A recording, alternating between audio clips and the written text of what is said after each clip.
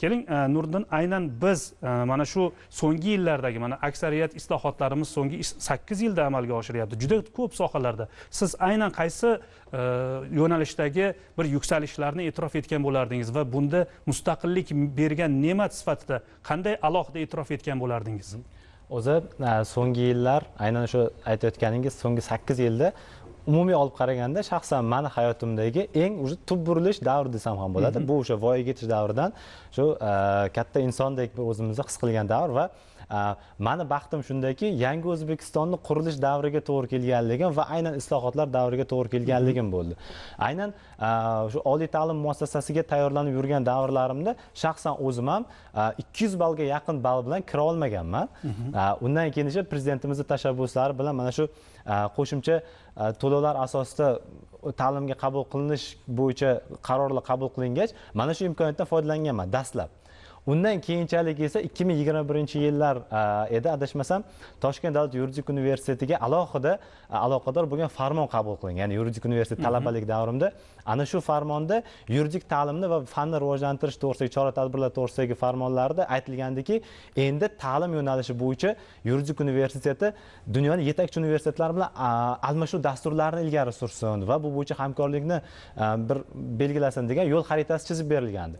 Mana shunda ham birinchilar qatorida shaxsan o'zim yuridik universitet talabasi sifatida Yevropada o'sha dunyoning yetakchi top 1000 taliga kiruvchi universitetda tahsil olib qaytdim. Ya'ni men o'zimni qo'pol bo'lsa ham badanimda his qilib ko'rganman bugungi amalga oshirilgan islohotlarni.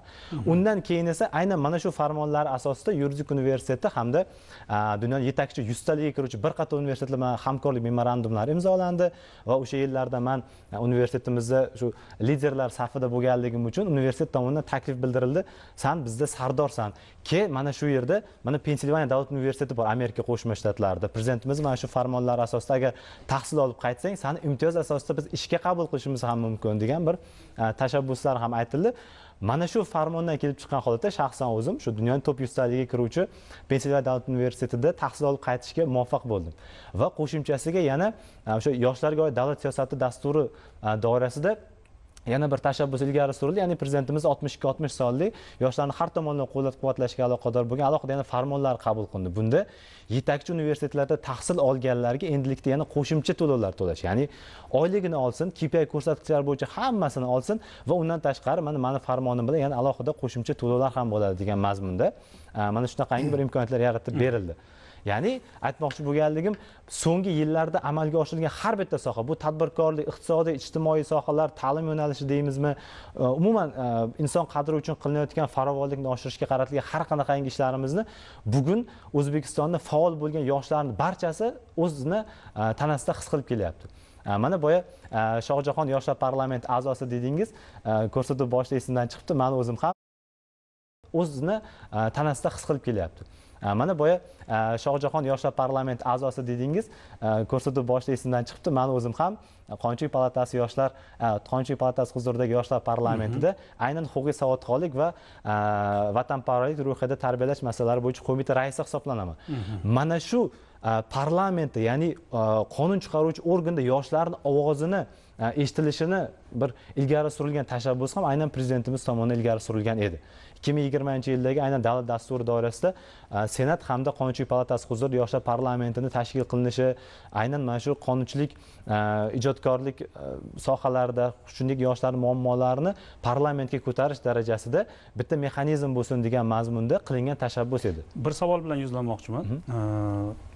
Bugun mamlakatimiz, davlatimiz, prezidentimiz berayotgan imkoniyatlar yoshlarni har jabhada faol va intellektual salohiyatli qilib tarbiyalashga zamin yaratyapti.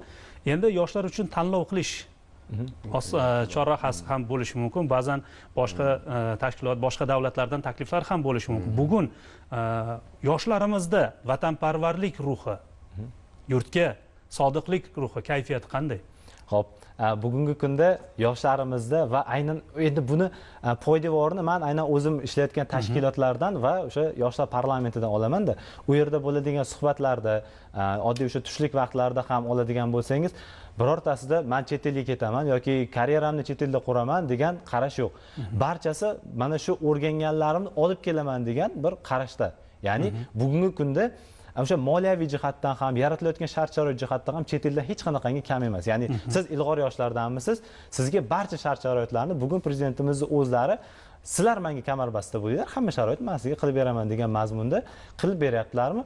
Bizda shaxsan meni atrofimdagi biror bir yoshda bunaqangi fikrni men ko'rganim yo'q. Ya'ni men ketaman, nimadan norozilik, kayfiyat yo'q.